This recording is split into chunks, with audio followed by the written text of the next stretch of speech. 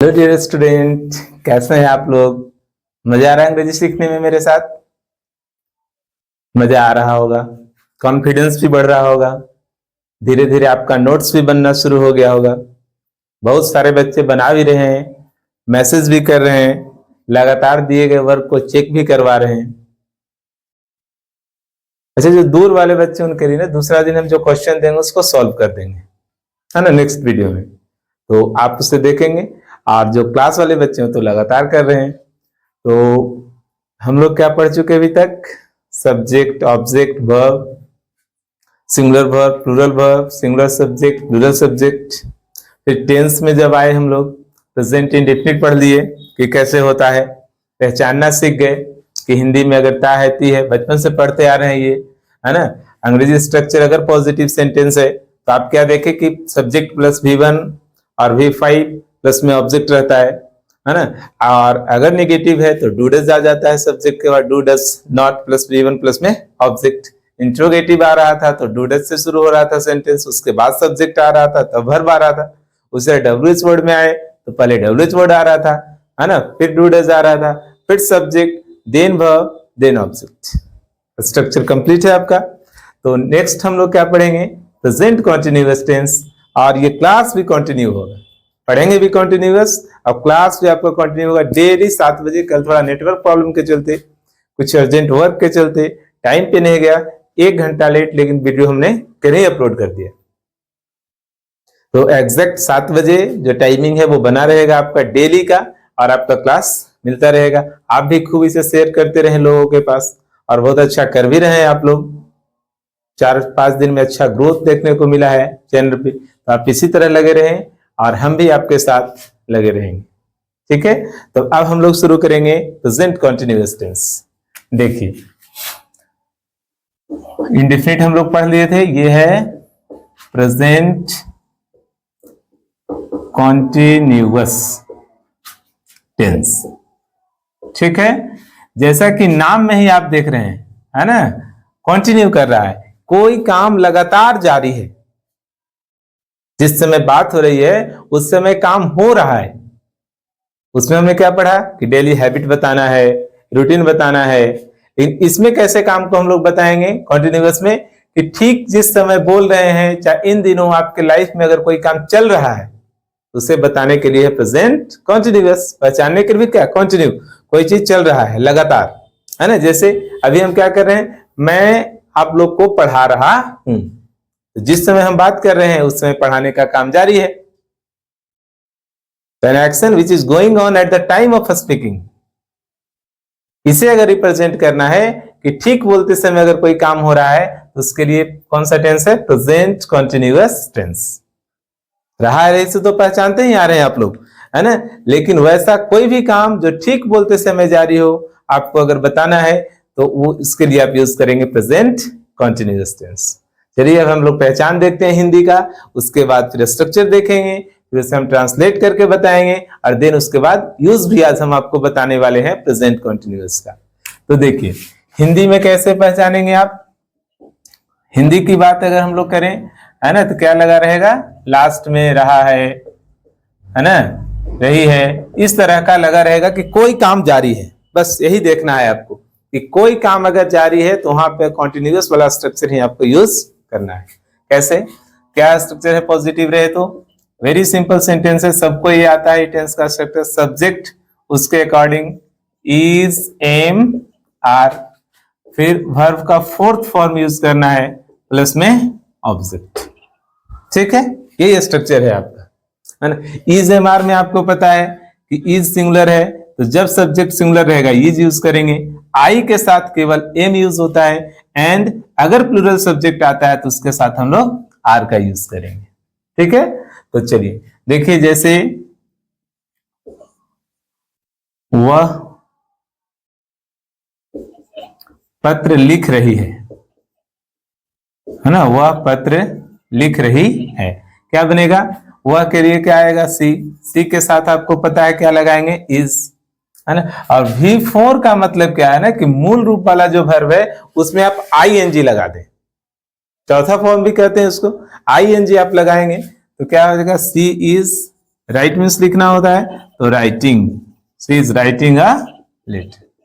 Very simple, सबसे आसान tense है, सबको इसका प्रैक्टिस करता है, छोटा बच्चा भी। तो आप भी पहचानेंगे अगर सब्जेक्ट के बाद is am are plus V4 लगा हुआ है तो आप उसे कौन सा टेंस कहेंगे? Present continuous tense. हम लोग अभी खेल रहे हैं, है ना, अभी क्या कर रहे हैं हम लोग? खेल रहे हैं, है ना। तो जिस समय खेल रहे हैं उसी समय बोल रहे हैं, है ना, तो क्या हो जाएगा? इसका क्या बनेगा? वी के साथ लगेगा आर, है ना। प्ले मीन्स खेलना, तो वी आर प्लेइंग। अगर कुछ हॉकी खेल रहे हैं तो we are playing hockey. If we are playing cricket then we can say we are playing cricket, we are playing football. तो जिस समय बोल रहे हैं और काम उस समय अगर आपका जारी है, कंटिन्यू कर रहा है, तो आपके उसके लिए ओनली वन टेंस है, वो कौन सा है? Present continuous tense. सबसे आसान भी है ना। तो उम्मीद है आपको ये पता चला होगा। निगेटिव में इसमें कुछ नहीं है, सिर्फ नॉट लगाना है ना। अगर स्ट्रक्चर हम लोग लेने चले इसका निगेटिव का, तो केवल क्या करना है आपको? नॉट लगा देना है ना। सब्जेक्ट को रखना है, सब्जेक्ट है, सब्जेक्ट के बाद यूज करेंगे आप is am are according to subject, है ना। उसके बाद not, then you put V4 plus में ऑब्जेक्ट, है ना। Subject plus is am are plus not plus V4 plus में ऑब्जेक्ट। Very simple. नेक्स्ट, तो क्या है इसमें, क्या करेंगे आप? जैसे सेंटेंस कैसे रहेगा? वह खाना नहीं बना रही है, वह खाना नहीं बना रही है ना। क्या हो जाएगा?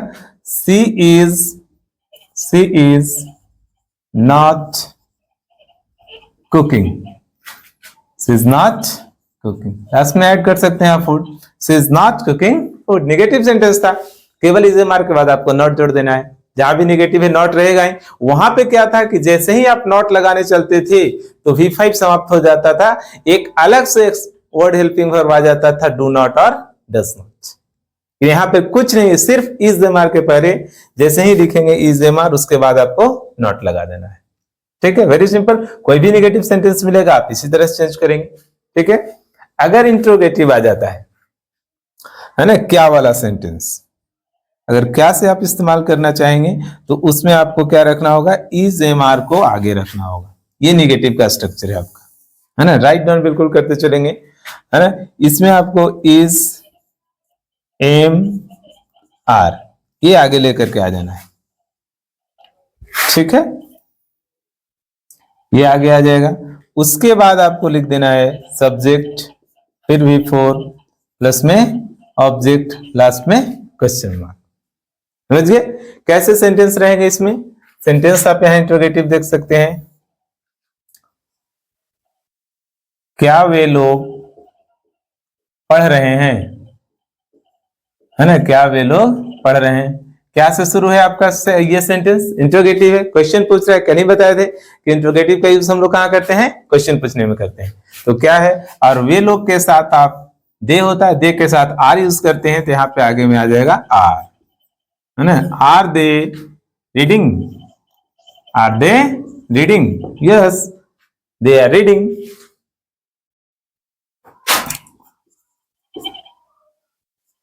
क्या हुआ, पटना जा रही है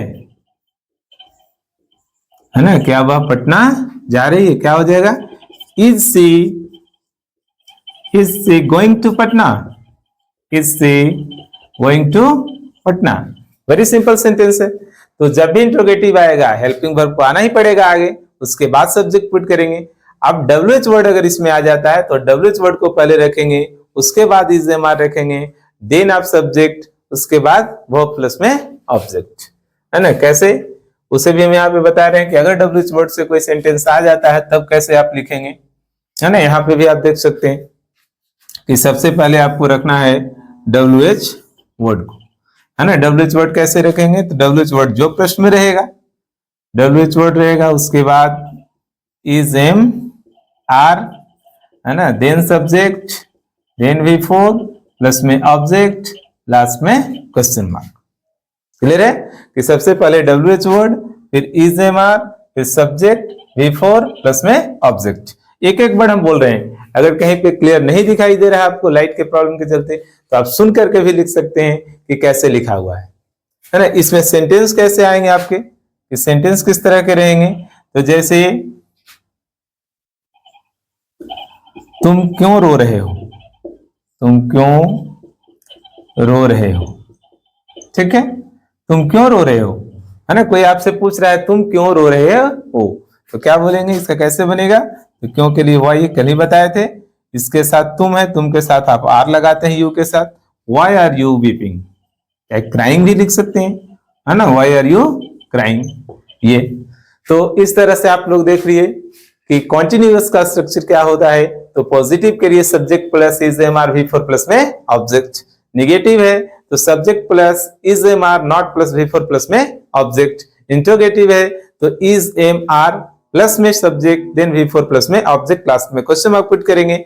अगर WH वर्ड है तो WH word is am are then subject then V4 then object, very simple.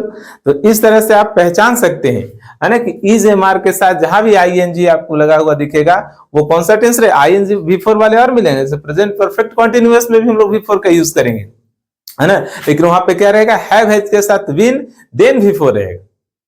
लेकिन इज एम आर के साथ V4 अगर आपको दिखाई दे रहा है वो कौन सा टेंस होगा, वो होगा प्रेजेंट कंटीन्यूअस टेंस। बिल्कुल टेंस पहचानने का अभी से सीख जाना है, ताकि जब प्रैक्टिस करिए हम क्वेश्चन दे तो आप 100% उसमें स्कोर करें, कोई भी मिस्टेक चलने वाला नहीं है, सिंगल मिस्टेक नहीं करना है आपको। क्यों, क्योंकि इतना आसान से इतना इजीली आपको पढ़ाया जा रहा है, बिल्कुल कॉन्सेप्ट बिल्कुल स्लो क्लास है ना, कोई फास्ट कोई बड़ा रूल लेके नहीं आए हैं, है ना, कोई बड़ा डेफिनेशन नहीं है, बिल्कुल सिंपल आपको सेंटेंस फॉर्मेशन हम सिखा रहे हैं। सेंटेंस फॉर्मेशन में आपको सीखना है, पहचानना है, प्रैक्टिस करके पहचानना है कि कौन सा इंडेफिनिट है, कौन सा कॉन्टिन्यूअस है, कौन सा perfect.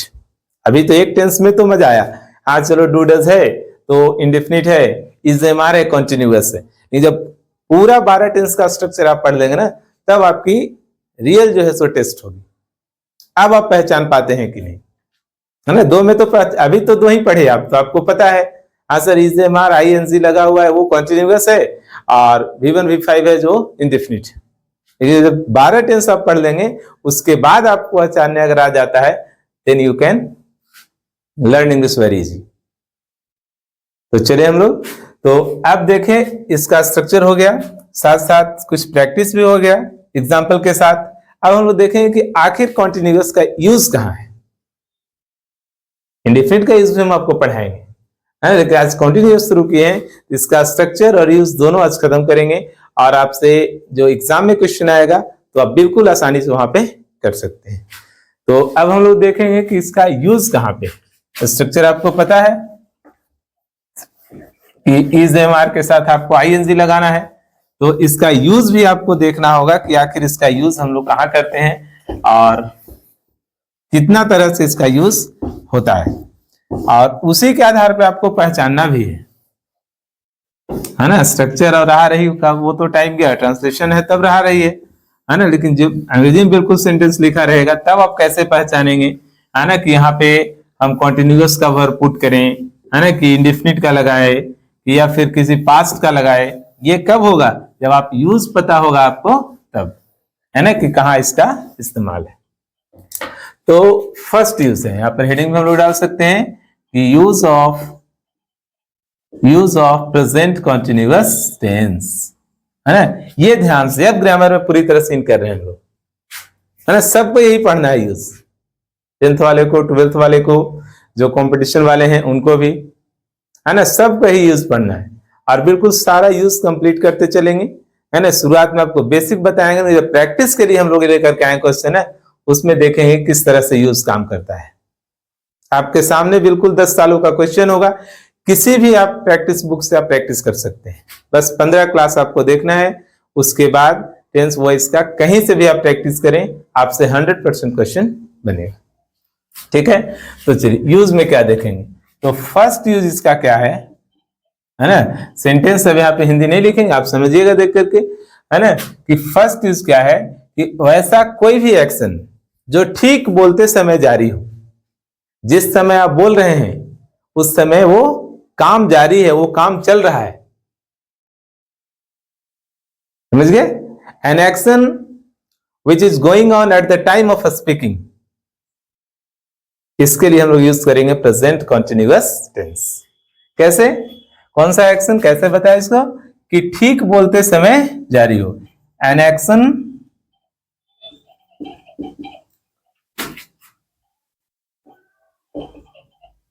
which is going on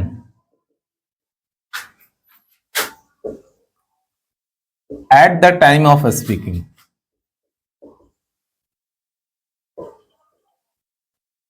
at the time of speaking। सुनते भी रहेंगे आप, है ना, कि an action which is going on at the time of speaking, उसके लिए हम लोग यूज करेंगे प्रेजेंट कॉन्टिन्यूअस टेंस। कैसे?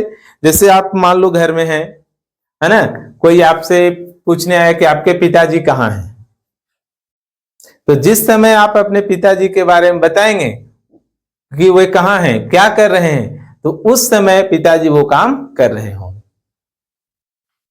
है ना। जैसे आप कहेंगे, आप कोई आपसे पूछा आपके पिताजी कहाँ हैं, तो आप कहेंगे मेरे पिताजी अभी अखबार पढ़ रहे हैं, my father is reading newspaper now.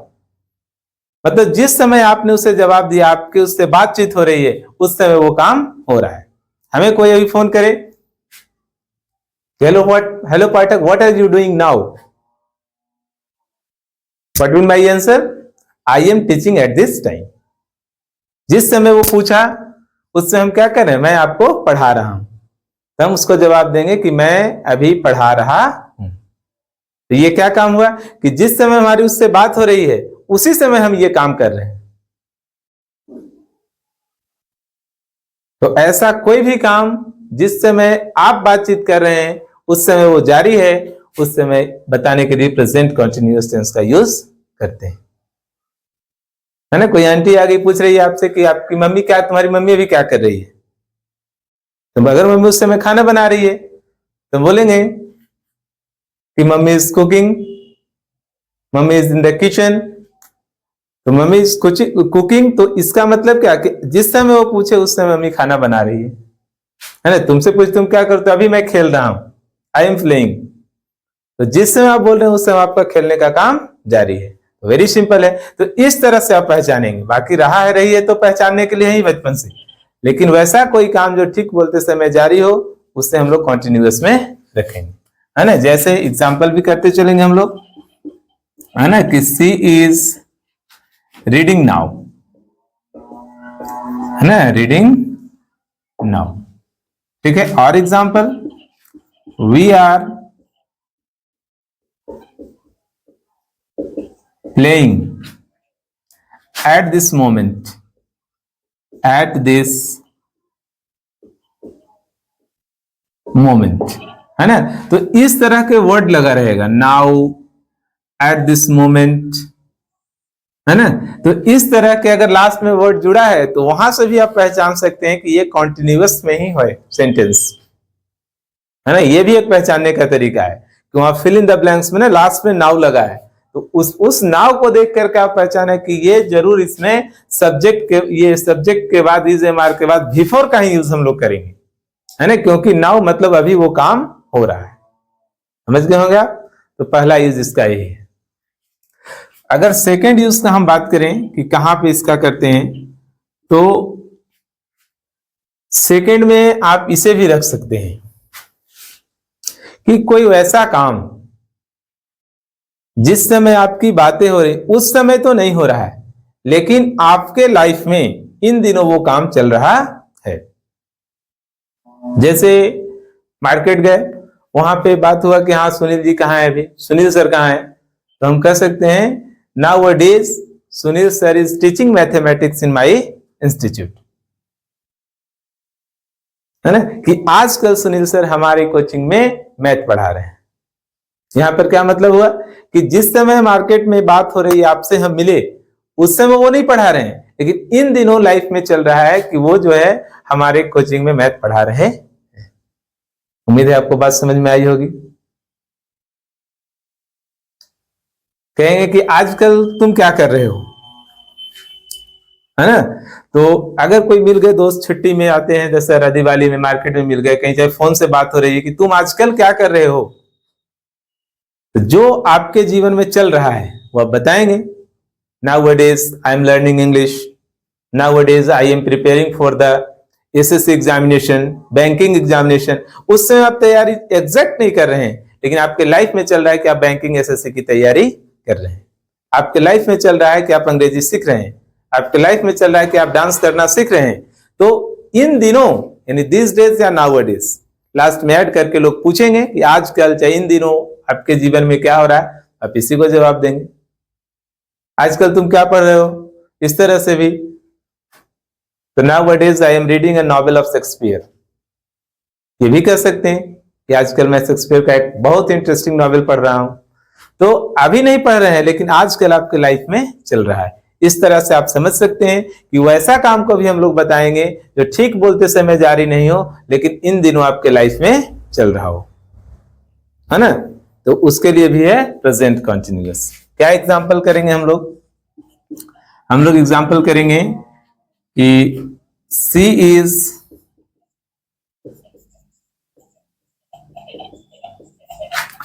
Learning English nowadays,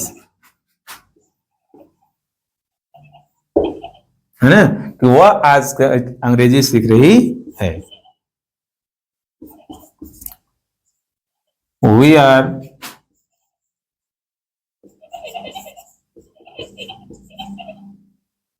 are watching IPL these days। नहीं यार कुछ नहीं कर रहे हैं आजकल, तो हम लोग फिर सिर्फ IPL देख रहे हैं, है ना।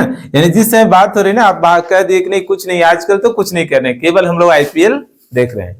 तो उसके लिए हो गया we are watching IPL this days. तो वैसा काम भी आपको बता देना है कि जो आजकल आपके जीवन में चल रहा है, तो उसके लिए भी कंटिन्यूअस। ठीक है। थर्ड यूज क्या हो जाएगा कि नियर फ्यूचर का कोई एक्शन बताना है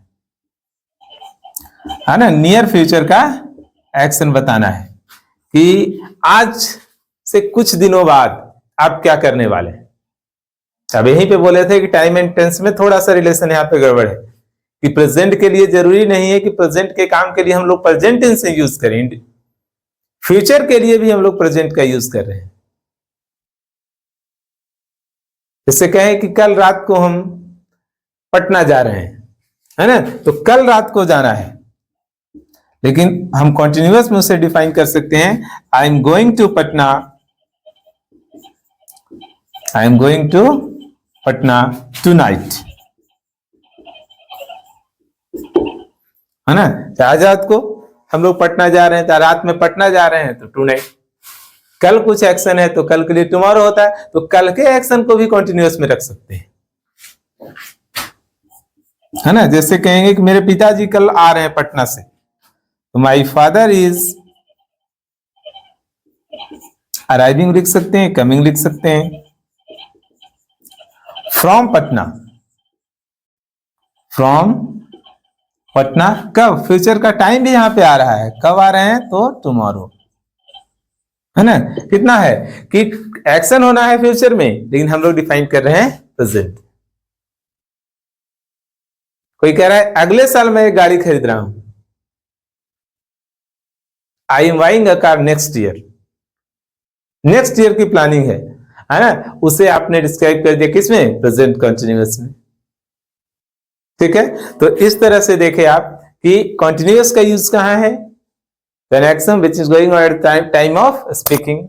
सेकेंड यूज करना था कि at the time of speaking जो एक्शन नहीं भी जारी है, लेकिन आपके लाइफ में चल रहा है, वो भी कंटिन्यूअस में डिफाइन होगा। कोई नियर फ्यूचर में काम होने वाला है, उसको भी कंटिन्यूअस में लिखेंगे। तो इस तरह से आप सीख गए कंटिन्यूअस का यूज कहां होता है। कोई इंटेंशन बताना हो आपको, कुछ इरादा, तो उसके लिए भी कंटिन्यूअस का यूज करते हैं। समझ गए। जैसे एग्जाम्पल में क्या लिख सकते हैं, मैं पढ़ने जा रहा हूं, I am going to study. वह मरने जा रही है, she is going to die.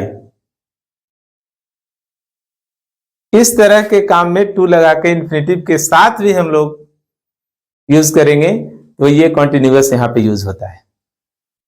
अब जब प्रैक्टिस आएगा तो हम बताएंगे कि बहुत सारे वर्ब हैं जिनके साथ V4 का यूज नहीं होता है, उसका हम लोग V4 नहीं बना सकते। जैसे लव,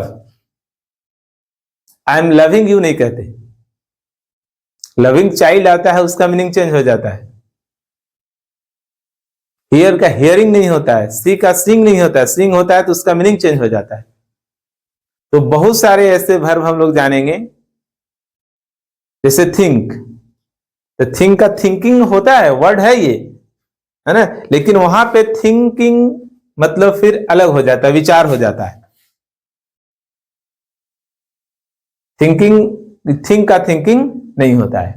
ठीक है, तो इस पे भी हम लोग डिटेल से डिस्कस करेंगे। पहले आपको सेंटेंस फॉर्मेशन आ जाए तो बाकी जो एक्सेप्शन वाले रूल है उस पे भी बात होगी। अभी आपको हम बता दिए कॉन्टिन्यूअस का स्ट्रक्चर, पहचानने का तरीका, और साथ साथ कॉन्टिन्यूअस का यूज, बहुत बड़ा काम है। अब नेक्स्ट क्लास हमारा होगा प्रेजेंट परफेक्ट का, जिसमें हम लोग सीखेंगे कि उसका स्ट्रक्चर क्या होता है। तो आप भी थोड़ा सा पहले से पढ़ लें कि परफेक्ट क्या है, यूज क्या है, स्ट्रक्चर क्या है, और बाकी जितना आपको दिया जा रहा है आप लगातार इसका रिवीजन करते रहें और नोट्स बनाते रहिए और प्रैक्टिस करते रहिए। सेंटेंस जहां भी दिखे, हाँ this sentence is belong to present indefinite tense, तुरंत आपको वहां पे पहचानना है। नए नए सेंटेंसेस फॉर्मेशन करने, बड़ा बड़ा सेंटेंस बनाना है जो आप सोच पाते हैं, जो डेली लाइफ में आप बोलते हैं, उस तरह का सेंटेंस बनाना है, उसको ट्रांसलेट करना है। लगातार प्रैक्टिस करनी है, कुछ बोलने का प्रयास करना है, न्यूज़पेपर पढ़ने का प्रयास करना है। तब आपका जो राइटिंग सेक्शन है ना, लेटर राइटिंग, एसे राइटिंग, ये कॉन्सेप्ट कैसे क्लियर होगा? जब उस लगातार आप किसी करंट टॉपिक से जुड़े रहेंगे, है ना, करप्शन पे आता है, डिसिप्लिन इन स्टूडेंट लाइफ इस पे आता है ना, कोविड पे आता है, मोबाइल यूज पे आता है। तो करंट टॉपिक से आप जुड़े रहेंगे तभी आप ऐसे लिख सकते हैं। हाँ, रट करके कितना जाइएगा, तो ये कैसे होगा? लगातार प्रैक्टिस करने से, और रटने पे तो जोर देना ही नहीं है ना। कंटिन्यू प्रैक्टिस करेंगे लगातार, 15 दिन का बेसिक क्लास, उसके बाद 6 महीना आपको अंग्रेजी का समय देना है, उसके बाद आपके हाथों में होगा। फिर आपको डर नहीं लगेगा वैसे कोई भी कंपटीशन एग्जाम से, है ना। बिहार के बच्चे बैंकिंग में नहीं लगते तैयारी में, रेलवे की तरफ जाते हैं, चाहे बिहार का कोई एग्जाम की तरफ जाते हैं। कारण क्या है? इसमें अंग्रेजी नहीं पूछी जाती। तो आप लगातार प्रैक्टिस करेंगे तो आपको खुद ब खुद, और एकेडमिक टाइम में ही आप अपनी अंग्रेजी को मजबूत कर लें। जैसे ही कंपटीशन में कदम रखेंगे वहां और बड़ा सा सिलेबस आपको पढ़ना पड़ेगा। तो एक कॉन्सेप्ट अगर आप क्लियर करके आगे बढ़ते हैं तो आपको बहुत आसान होगा, और लगातार जुड़े रहेंगे तो आपको फायदा निश्चित होगा। ठीक है, तो हम लोग मिलेंगे नेक्स्ट क्लास में प्रेजेंट परफेक्ट के साथ। तब तक आप इसका प्रैक्टिस करते रहें।